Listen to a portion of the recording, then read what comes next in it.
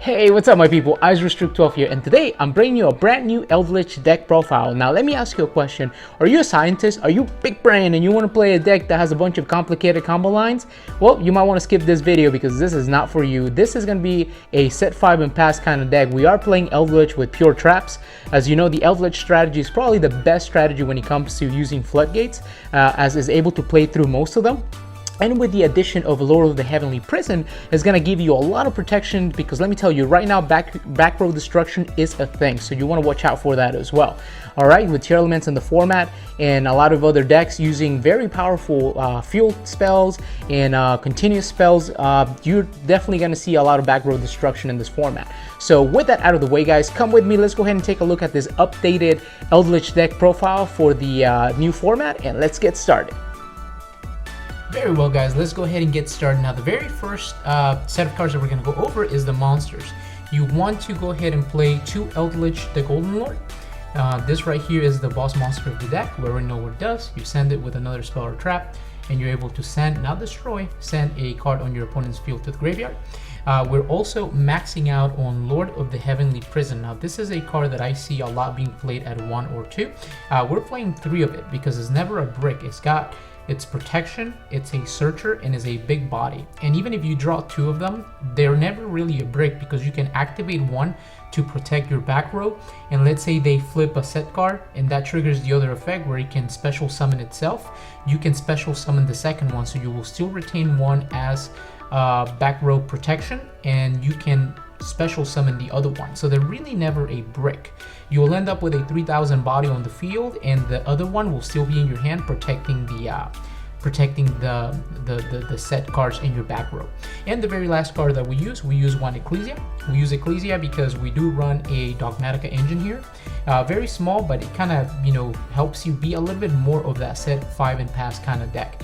Now the next set of cards that we play, we do play Pot of Extravagance. We play it at 2. We don't play 3 because it's a little bit of a brick, and you can search it with Lord of the Heavenly Prison. We play 2 Pots of Duality because it does not interfere with Pot of Extravagance, and also you'll be okay without special summoning during your turn. This is a control deck. You're not trying to combo off and finish off your opponent in one turn.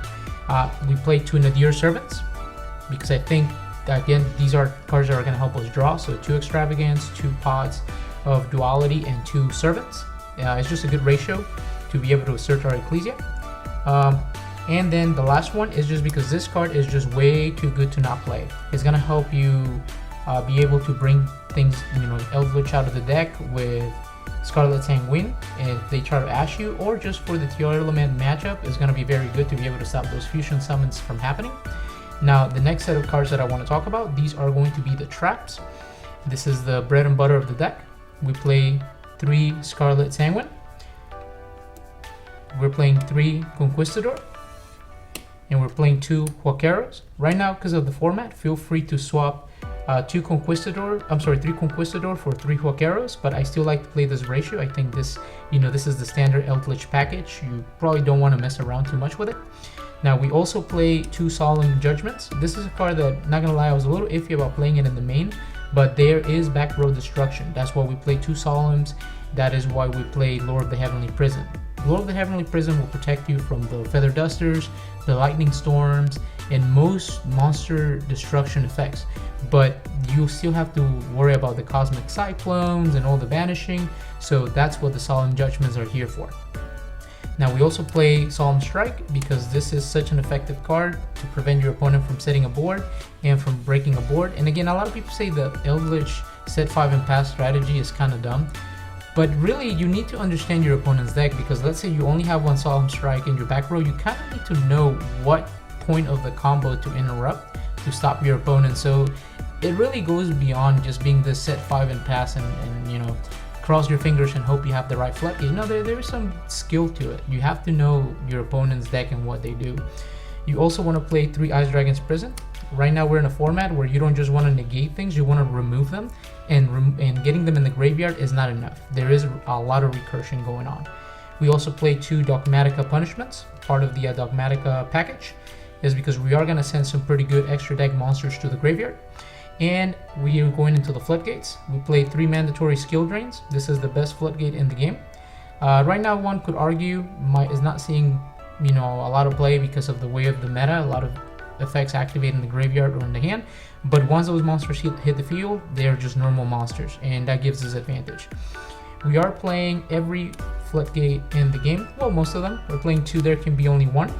This one can be a little bit difficult for you to play around because it does stop the entire Eldlich package. You're only able to use Lord, but with Ecclesia and Lord of the Heavenly Prison, we can still put some bodies on the field. We're playing Summon Limit, probably the best floodgate for this format because everyone is special summoning a lot. Then we're playing 2 Gozens.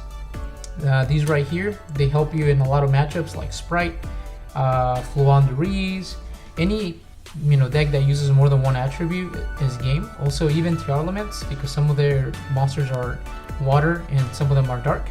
And we are also playing Rivalry or the Warlords. Again, a lot of strategies here. The archetype might be just one type, but the extra deck monsters that they rely on might be a different type. So that is a very good card as well. It prevents Elements from going into the boss monster or other more toolbox, kind of strategies to go into their extra deck as much as they would like to. Now, the extra deck monsters that we play, these are all really just things for you to send with Nadir Servant and Dogmatica Punishment, but some of them you might actually make them every now and then. So we play 3 copies of Entis. This is Destruction. We play 1 copy of Garura. Feel free to replace 1 Entis with 1 Garura so that you can have 2 Garuras. This card is great. So for instance, turn 1, you flip Nadir Servant, you grab the the Ecclesia, you summon Ecclesia, you grab the Dogmatica Punishment, and because you send Garura, you also get to draw another card. So that could be a draw 3 potentially. Now we play 1 Dreadnought Leve and 2 Gustav Max. These you might actually make them with Eldlich. These help you close out games.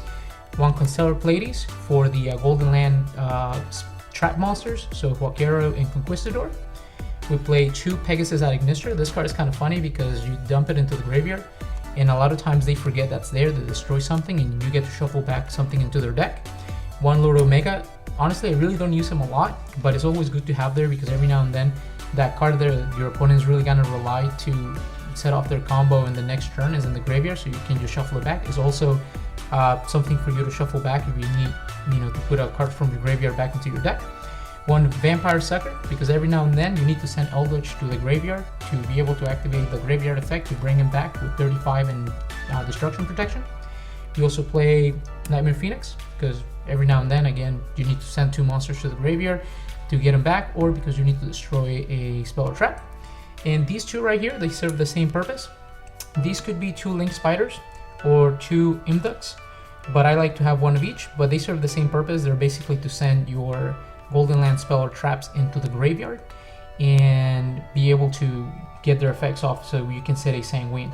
Now, a couple other floodgates that you could play with this deck are the following. So I'm going to show you my side deck. This is pretty standard, but right now with the new format and some of the new cards coming in, like the Bestial cards, you can probably think of a card like Mind Drain to be able to stop hand effects.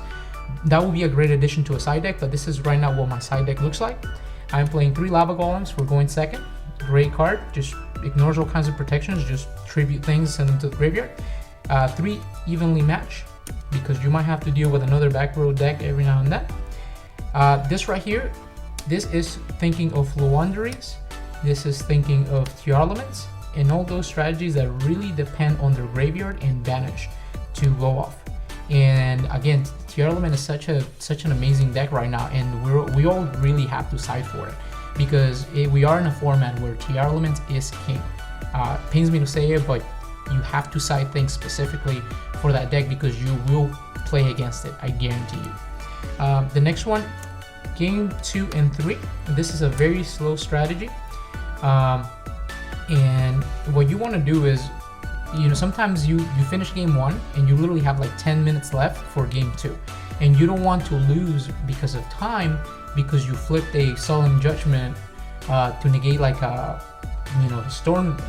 lightning storm. So you rather just give your opponent 1 card and negate that card instead of having to pay half your life points and then lose because you had less life points. So that's what this is here for. Also remember, games 2, your opponent is going to be siding every back row destruction card imaginable. You need to have more cards than him to counter that.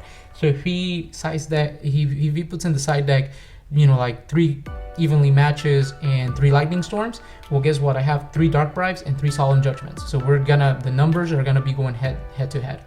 And then the extra solemn judgment, I play 2 in the main, 1 in the extra. And these 2 right here, heavy storm dusters, because again, back row destruction, very important, but I don't want to be discarding cards to destroy back row like I would with twin twisters. All right, guys, so this is the end of the video. This is my Eldlich Trap Lord of the Heavenly Prison build. This is what I'm taking to locals and tournaments.